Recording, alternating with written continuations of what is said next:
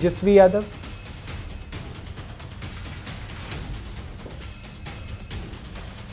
बिहार विधानसभा का मॉनसून सत्र इस बार एसआईआर स्पेशल इन्वेस्टिगेशन रिपोर्ट को लेकर विपक्ष के हंगामे से गरमाया हुआ है।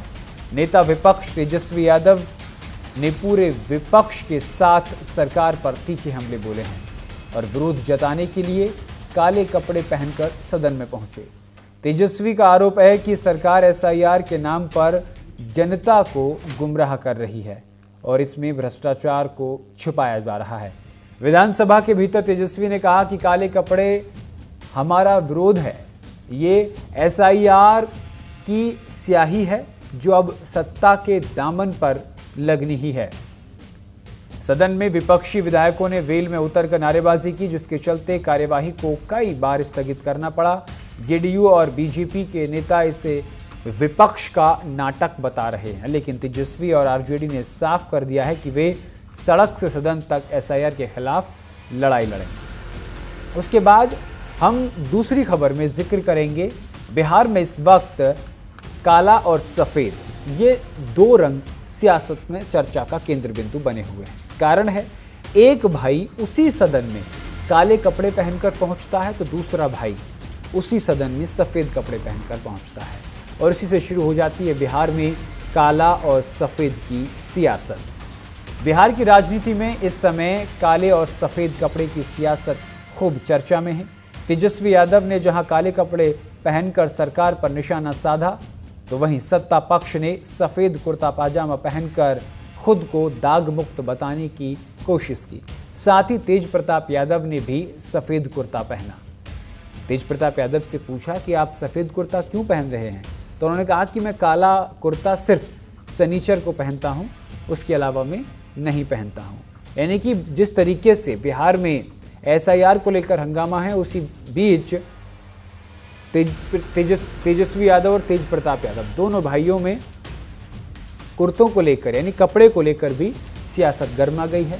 आरजेडी का दावा है कि काला रंग सरकार के झूठ और घोटालों का प्रतीक है, जबकि जेडीयू नेताओं का कहना है कि वे सफेद पोश हैं, यानी उनके हाथ साफ हैं।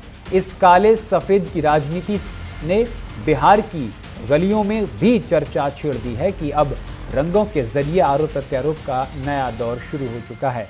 राजनीतिक पंडित इसे 2025 विधानसभा चुनाव की तैयारी मान रहे हैं, जब रंग के जरिए जनता की भावनाओं को साधने की कोशिश की जा रही है। और तीसरी खबर अटकलों से जुड़ी हुई है, सूत्रों से जुड़ी हुई है कि क्या ऐसा हो सकता है। संभावनाएं हैं, हमारे सूत्र क्या कहते हैं, राजनीतिक हलचल क्या है, वो ये कि क्या नीतीश कुमार उपराष्ट्रपति बनेंगे। एक बड़ा सवाल है, एक बड़ा सवाल खड़ा होता है कि क्या नीतीश कुमार उपराष्ट्रपति बनेंगे। ये हम सवाल क्यों खड़ा कर रहे हैं। बिहार के मुख्यमंत्री नीतीश कुमार को लेकर कई अटकलों ने राजनीतिक पारा बढ़ा दिया। चर्चा है कि उन्हें राष्ट्रीय राजनीति में बड़ा रोल दिया जा सकता है। सवाल यह है कि क्या वे देश के अगले उपराष्ट्रपति बन सकते हैं, क्या ऐसी चर्चाएं हैं। क्यों? क्योंकि वरिष्ठ नेता जयराम रमेश ने भी उपराष्ट्रपति जगदीप धनखड़ के इस्तीफे को बिहार की पॉलिटिक्स से जोड़ दिया। उन्होंने पत्र लिखकर इस बात की कही। तो राजनीतिक जो लोग हैं वो ये कह रहे हैं कि जब तक नीतीश कुमार बिहार में हैं तब तक बीजेपी अपनी पार्टी से मुख्यमंत्री नहीं बना सकती, इसलिए पहले नीतीश कुमार को केंद्र में लाना होगा और उसके बाद फिर बीजेपी को कोई अपना बड़ा चेहरा वहां प्रोजेक्ट करना होगा। तो क्या ये संभावनाएं लगाई जा रही हैं कि क्या नीतीश कुमार उपराष्ट्रपति बन सकते हैं, एक बड़ा सवाल खड़ा होता है।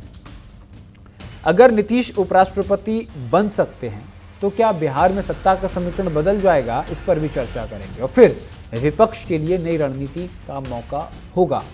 उसके बाद चौथी खबर में हम जिक्र करेंगे, एनडीए में सीट शेयरिंग का जो मामला है वो आसान नहीं है। भले ही एनडीए ने लोकसभा चुनाव में अच्छा प्रदर्शन किया हो, लेकिन बिहार में सीट शेयरिंग का फॉर्मूला अभी भी पेचीदा बना हुआ है।